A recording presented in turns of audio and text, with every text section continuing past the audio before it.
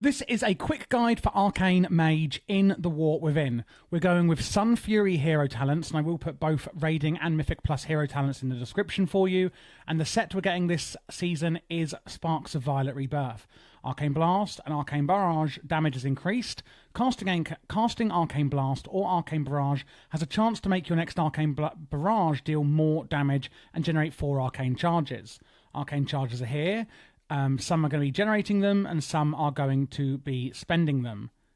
It is going to increase any damage done and also mana spent when we use the arcane charges, or for the more arcane charges we have. So we're going to have a specific opener and then a specific rotation. And this is generally going to be pretty much the same, no matter if you are in Raiding or Mythic Plus. It's very, very similar. As are the talents, we're using Sun Fury for both of them. Before you go into your pull, you can cast Mirror Image and then immediately use Evocation, increasing your mana regen, and it's going to give you loads of intellect. So we want to go in with huge intellect. Then we're going to use Arcane Missiles and immediately then use Arcane Surge. You're going to expend all of your current mana to annihilate your target based on mana spent, deals reduced damage beyond 5 targets, and generates clear casting. For the next 15 seconds, your mana regeneration is increased massively, and so is spell damage. And that's why we also use Evocation near the start, because of the intellect we gain from it. After that, you're going to use Touch of the Magi, and then use 2 Arcane Blasts, and then use 1 Arcane Missile, and then 2 more Arcane Blasts. And that is the opener. You want to basically go from left to right as quickly as you can. Normally, we would use Touch of the Magi with Arcane Barrage whenever we can, but in the opener, that's the only time we do not do that. Then we go into our general priority list.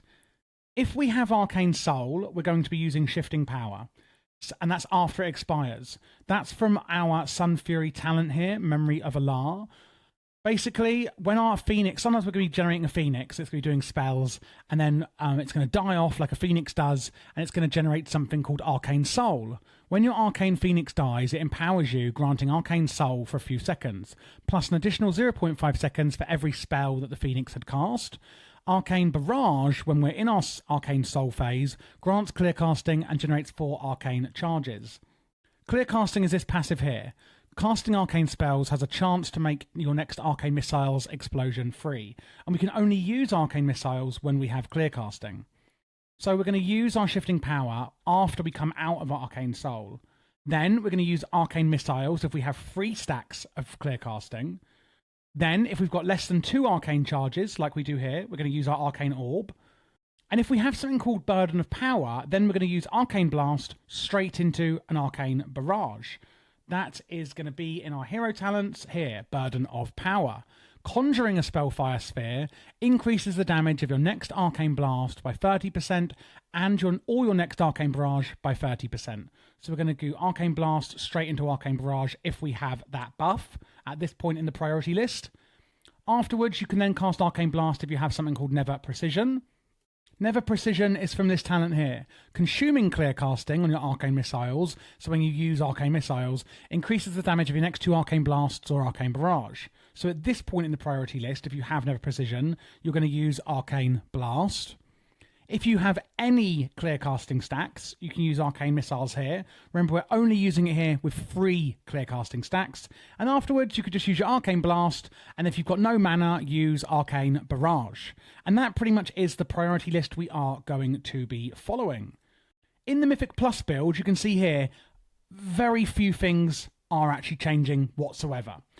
One thing I do want to mention, by the way, is that we are going to change the rotation and priority list a little bit when we go into that Arcane Soul phase.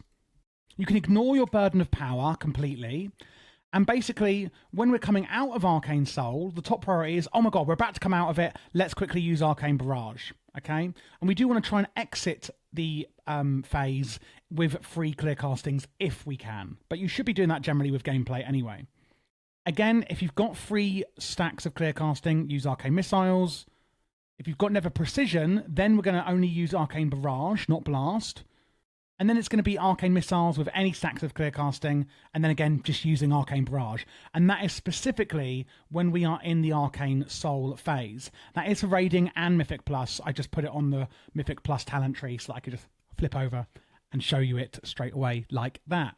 And that is pretty much it. for the kind of quick overview of how the rotation generally works for Arcane Mage in the War Within. If you would like a much more in-depth version, check out the video in the pinned comment and in the description. That is my full in-depth guide for Arcane Mage, whereas this is obviously a quick guide.